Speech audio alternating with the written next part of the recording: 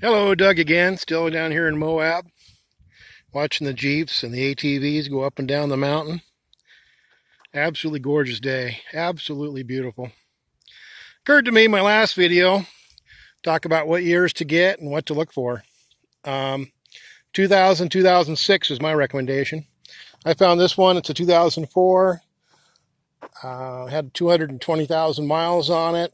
Lady hadn't changed the oil in 5 years. When the low engine oil light came on, she'd dump a couple quarts in and kept on driving it. I bought it, had horrible rattles. I thought I could save it. The motor was bad. Cost me $600 to buy a quality used motor and put it in myself. Transmissions all go bad on these between 150 and 250. This one went bad at 230. I got 280,000 miles on it now. Original rear end, original transfer case, original driveline. I put a U-joint in it, I guess. Front end's original. They all about the same. They have torsion bar front end, coil shock in the front. The rear's a 4-link, which is really cool suspension. It's got like 12 inches of travel in the back. Some have an air suspension in the back, really bad. I don't like it. Remove that if you can. The active shock absorbers are junk by the time they're this age. I put some yellow Monroe Magnums on them. Like them a lot. Seems to ride fine. It's kind of soft, but that makes it ride nice in the hills. It goes down the road. It's a little squishy in the corners, but it's good enough, and I like it a lot. 2000, they came out with the 5.3. 1996 to 1999, they had the 5.7 Vortec. Good, powerful motors, but that was pushing the old technology pretty hard, and they tended to blow up a lot. That 5.3 is such a much better motor. They're such an awesome motor. 300,000 miles on those motors if you change oil every couple of years or at least once a year. I recommend regular, more than that, of course. Transmissions go bad. Options, they came with 3 or 4 different transfer cases. All of them are pretty good. This is the one that I have. This is the one that everybody hates. It's full-time, full drive, and it's got a low range. I like it a lot. It's got StabiliTrak, which in the ice is absolutely unreal how nice that thing is. I grew up in Idaho, been here for 50 years, and I got to say, that thing's probably better in the snow than I am on icy roads. Like I said, the G80 locker I don't like, but Yukon TruTac, it's a Torsen style automatic kind of locker. They're really neat. They don't ever break. They're tougher than heck, and they're invisible. They just work. The system is that it drives around like a normal car when it's supposed to, and then when it needs to lock up, it goes ahead and locks up, and you don't even really notice it. It's kind of cool. Rental Jeeps. Well, maybe not a rental Jeep. That might be a custom Jeep. Look at, he's got a rooftop camper on it, looks like. That's got to be some money. I paid $1,000 for my rig. Of course, I had to put a motor in it. A while later, I had to do transmission. If you buy one with 150, 180,000 miles, pay $1,500, pull the dipstick on the transmission, and the oil will be brown. Tell the motor transmission's about to blow up, which it is.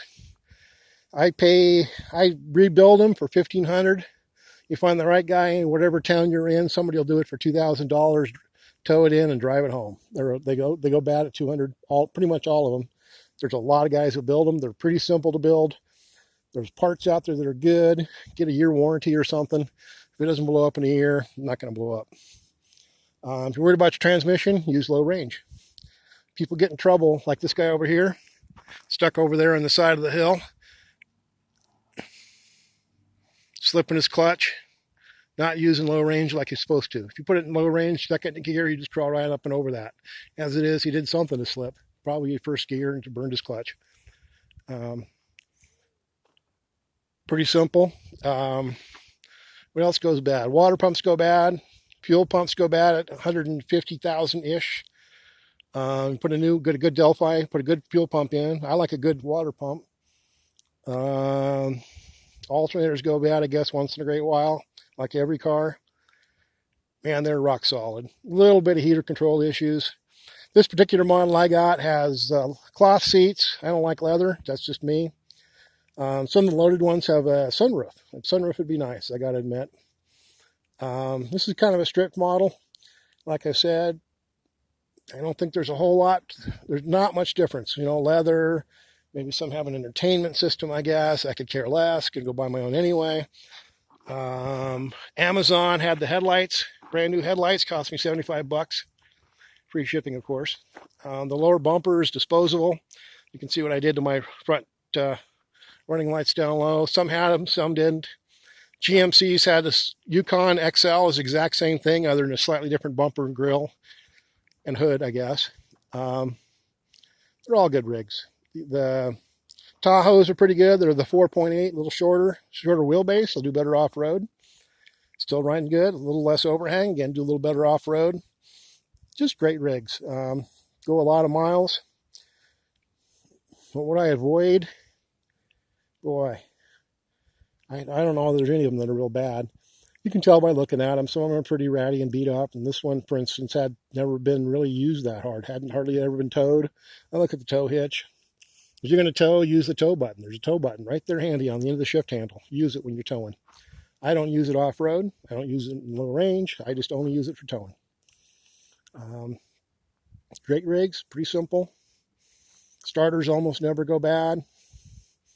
Can't know what else to say about them. Just again, an absolutely beautiful day. And here we are. Take care, and I'll try and get another video up soon. Thank you much.